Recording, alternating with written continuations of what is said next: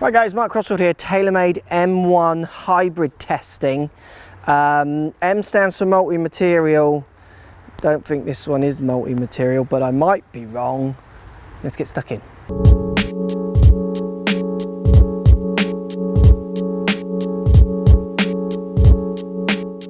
Right, so we've come to the rescue. The rescue in a manufacturer's line often feels like a little bit of the unwanted child, doesn't it? It always feels like it gets yesterday's shoes, like, you know, first child's shoes, and yesterday's kind of looks. Look, the M1 fairway, what are we getting? We're getting a little slot on the bottom, we're getting adjustable neck, which is giving you some different lofts, which is good.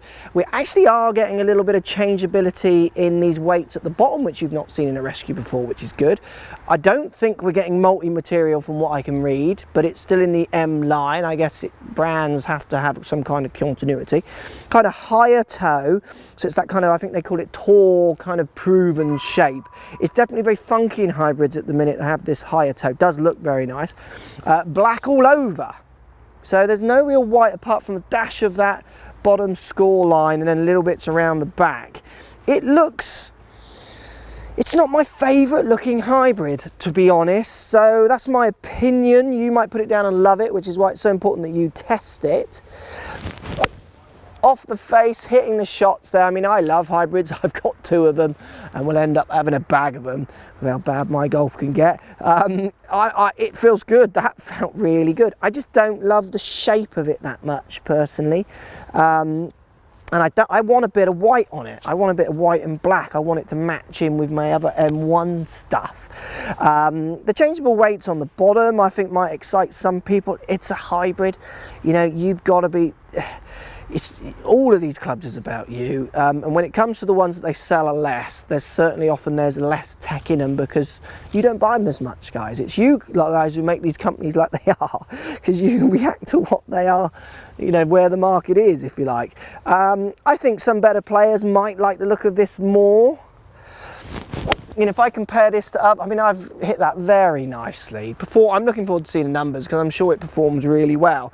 For me, let's look at the numbers. Let's see if it performs. It would have to perform considerably better than others for me to want to put this in my bag, purely on that shape. And when it comes to any club, guys, trust your feelings, trust your ability. You know, you're going to game it, look down at it, you need to see certain shapes of it, which might inspire you to see certain shapes of shots. It's so important. I'm not digging this one as much on looks, but I'm sure on performance and feel, so hitting it, you know, maybe I'd learn to love it more if I just kept hitting good shots there. I mean, hitting good shots there. Let's look at the numbers. M1, changeable weights on the bottom. That's new, changeable neck, bit of a slot. Yeah, sorry, you're the 3rd one in line. You're not as popular as the driver. Right, M1 fairway wood. Let's look at it. I'm using a 19-degree loft, and it's averaging 212, topping out at 217. I would look for this to be going between kind of 210 to 220. So, and I got one down at 206, which is just throwing that average. So the strike on that one not quite as good, but still getting over to 200, which is where a 19 really sits for me. I use it kind of as a 3-iron, 2-iron. Almost for me. I know if I stepped on these, I would be able to get that up to 220, which is where I'd want it to be able to get to.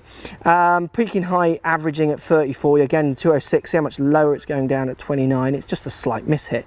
I mean, if I take that one out, my average goes up to 215 from 212, which is kind of in that, you know, right in the middle of that 210 to 220 yardage. Hybrids, like I've said in lots of videos, it's about getting it to fit into your set, and then about how it looks. And for me, that one's just not doing it on looks, but that's my opinion. You make your own. You go and try it. You put it down in the shop and tell me, post comments, do you love the look of it, hate it? I'd love to hear. It performs well.